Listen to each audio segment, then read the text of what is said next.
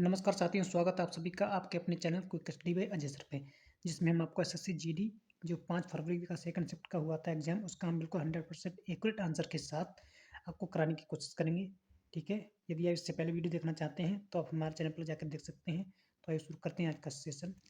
First question है, time out किस खेल से संबंधित है। ठीक है, पहला क्वेश्चन आपका आया था कि टाइम आउट आपका जो है वो क्रिकेट से संबंधित है। क्या होता है टाइम आउट? देखिए, टाइम आउट से संबंधित आउट होने का एक तरीका होता है। ओके, और क्रिकेट में टाइम आउट जब कोई नया बल्लेबाज निर्धारित समय के भीतर, यानी कि निर्धारित समय जो होता है वो 3 मिनट का होता है, के भीतर पिच पर नहीं आता है तो उसे टाइम आउट कर दिया जाता है, यानी कि वो आउट माना जाता है। ओके, और ये आईसीसी के नियम 40.1 के तहत आता है। इसका मतलब है कि अगला बल्लेबाज समय पर क्रीज पर नहीं पहुंचा, इसलिए उसे आउट घोषित कर दिया गया। ओके, नेक्स्ट क्वेश्चन आपका आया था, देखिए वो आपका था पहली पंचवर्षीय योजना कब लागू हुई थी। ठीक है, तो पंचवर्षीय योजना से थे तो पहली पंचवर्षीय योजना की 1951 में लॉन्च हुई थी।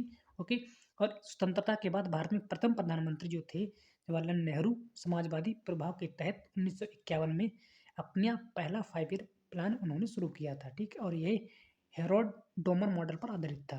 ठीक है, नेक्स्ट क्वेश्चन देखते हैं। ओके, इसके बारे में देख लेते हैं। पॉइंट है, देखिए यह योजना थी मूलतः स्थिरता ब्रजिल परिवहन पर केंद्रित थी। यह मुख्य रूप से योजना के अंतिम 2 वर्ष में अच्छी तरह से फसल के कारण एक सफल योजना हुई थी और शरणार्थियों के पुनर्वास, खाद्य आत्मनिर्भरता और कीमतों पर नियंत्रण के उद्देश्य से कम और ज़्यादा हासिल कर किए थे। ठीक है, कम इसने ज़्यादा हासिल किया था। ओके, नेक्स्ट क्वेश्चन देखते हैं।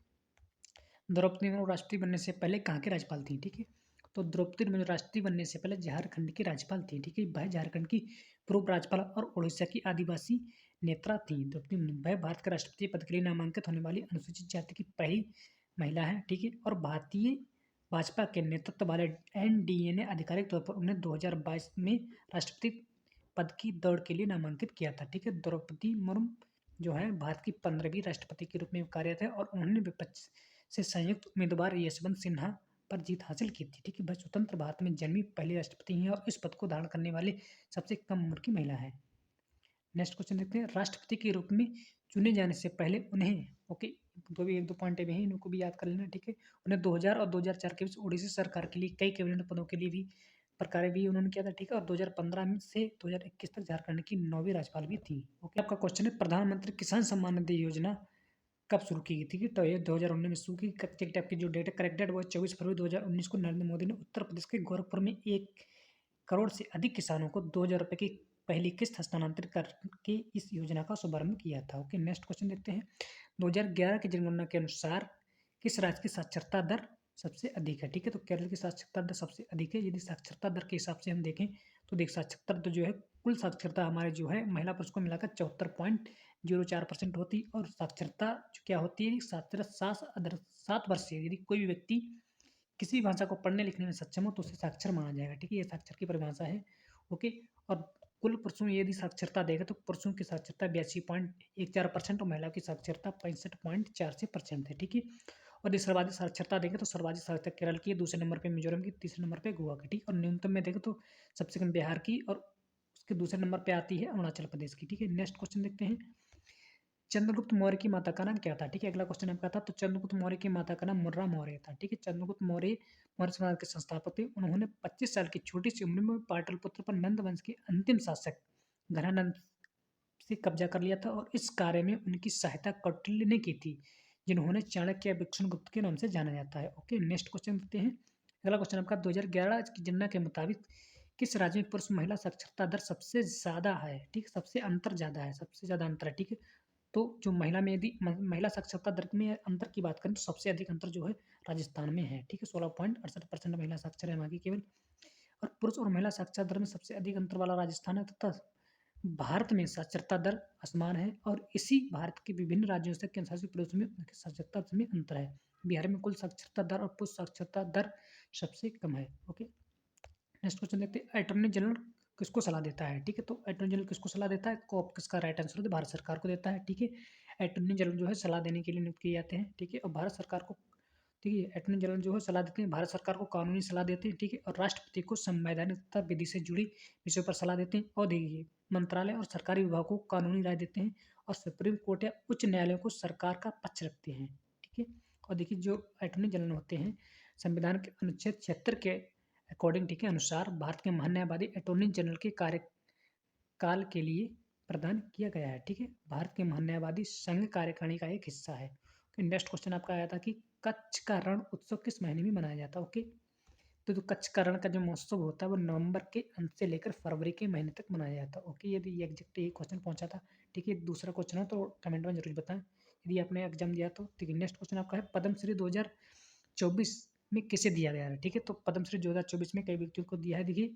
ओके, तो देखते हैं, देखिए उनमें जो नाम था ऑप्शन के अकॉर्डिंग तो आपका जो था खादिल अहमद थे। ठीक है, ये खादिल अहमद को कला के क्षेत्र में दिया गया था और ये उत्तर प्रदेश के निवासी थे। ठीक है, बरप्पन अहम को कला के क्षेत्र में दिए, तमिलनाडु के हैं निवासी। ठीक है, रोजावाना चौधरी वन्या कलाइन को कला के क्षेत्र में दिया था, बांग्लादेश के हैं। ठीक है, और नसीम बानो कला, ठीक है, इनके लिए कला के क्षेत्र में दिया गया, उत्तर प्रदेश के हैं। ठीक है, रामलाल वरेट ये उनको भी कला के क्षेत्र में दिया था, छत्तीसगढ़ के रहने वाले। गीता राय वर्मन कला, ठीक है, इनको भी कला के क्षेत्र में दिया गया, पश्चिम बंगाल की है।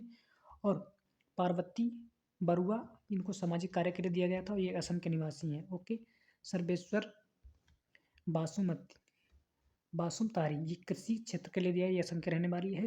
और सोमदत्त बंडू इन्हें कला के क्षेत्र में दिया था और ये हिमाचल प्रदेश की रहने वाली है। ओके, नेक्स्ट क्वेश्चन देखिए जो आपका आया था वो था किस अधिवेशन में भारत छोड़ो आंदोलन की पुष्टि की थी। ठीक है, तो किस अधिवेशन में, तो अखिल भारतीय कांग्रेस कमेटी ने जो है इस अखिल भारतीय कांग्रेस कमेटी हुई थी उस अधिवेशन में भारत छोड़ो आंदोलन की पुष्टि की थी। कब की थी? 8 अगस्त 1942 को। ठीक है, डेट नहीं पूछी गई थी, ये पूछा गया था केवल आपको। ओके, क्वेश्चन के रूप में इस अधिवेशन में महात्मा गांधी ने करो या मरो का नारा दिया था। ठीक है, और इस आंदोलन को अगस्त क्रांति के नाम से भी जाना जाता है। ठीक है, और यह आंदोलन द्वितीय विश्व युद्ध के दौरान जो है किया गया था। इस आंदोलन का मकसद था भारत में ब्रिटिश साम्राज्य को खत्म करना। ठीक है, नेक्स्ट आपका क्वेश्चन आया था वो आपका हॉकी के मैदान की लंबाई कितनी होती है। ठीक है, तो हॉकी के मैदान की लंबाई होती है 91.4 मीटर। ठीक है, और भी इंपॉर्टेंट पॉइंट देख लेते हैं इसके बारे में। देखिए, जिस स्थान पर हॉकी को चुनौती दी जाती है, ठीक है, तो वहाँ पे उसकी जो होती है उस मैदान की लंबाई होती है 91.4 मीटर और चौड़ाई होती है 55 मीटर। ओके, और इस सीमा को मैदान पर चिन्हित किया जाता है और छोटी रेखा को बैक लाइन के रूप में जाना जाता है। ठीक है,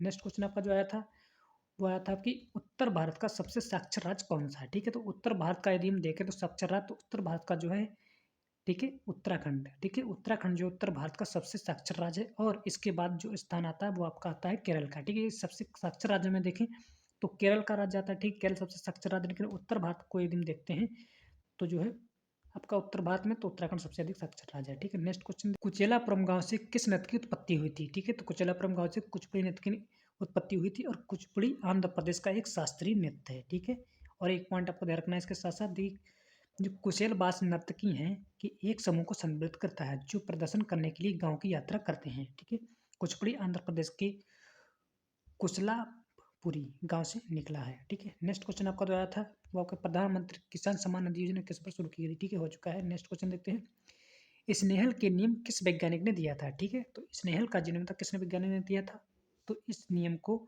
फर्मेट के सिद्धांत से प्राप्त किया गया था। ओके, इसी तरह से क्वेश्चन था, आपको कमेंट में जरूर बताएं। ठीक है, इस तरह से ही पहुंच चुका है। और फर्मेट के सिद्धांत के मुताबिक प्रकाश उस पथ पर यात्रा करता है जिसमें सबसे कम समय लगता है। ओके, और इसके नेताओं को दूसरे माध्यम से पहले माध्यम के सापेक्ष अपवर्तनांक इसको कहते हैं। नेक्स्ट क्वेश्चन आपका जो आया था हरित क्रांति से संबंधित था।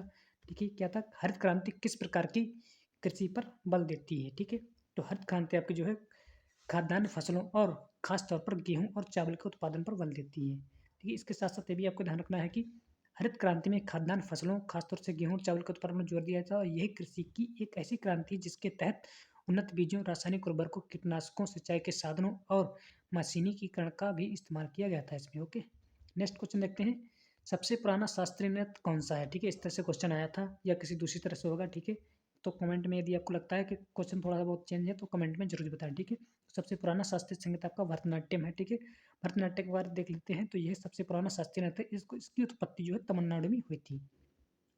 भरतनाट्यम को दासीअट्टम के नाम से भी जाना जाता है। ओके, नेक्स्ट क्वेश्चन देखते हैं फिर, मानवाधिकार अधिकारों की सुरक्षा में राज्यपाल का कार्य क्या है। ठीक है, मानवाधिकार की सुरक्षा में राज्यपाल का कार्य क्या है, तो उसका जो कार्य है मानव अधिकारों की रक्षा और उनका प्रवर्तन करना। ठीक है, ये कि राज्यपाल का कर्तव्य है कि वह राज्य स्तर पर अधिकारों की रक्षा और प्रवर्तन में अपनी भूमिका निभाए और तथा संविधान की रक्षा करते हुए नागरिकों के अधिकारों को भी सुनिश्चित करे। ओके, नेक्स्ट क्वेश्चन देखते हैं। अगला क्वेश्चन आपका आया था कि 2011 की जनगणना के अनुसार भारत की साक्षरता दर क्या है। ठीक है, तो भारत की साक्षरता दर है संपूर्ण भारत की महिला पुरुष को मिलाकर वो है 74.04%। ओके, और साल 2011 की जनगणना के अनुसार ये भारत की 15वीं जनगणना थी और 2011 की जनगणना का जो आदर्श वाक्य था, वो था हमारी जनगणना हमारा भविष्य।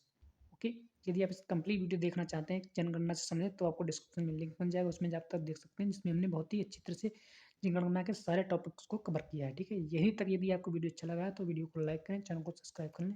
धन्यवाद। जय हिंद, जय भारत।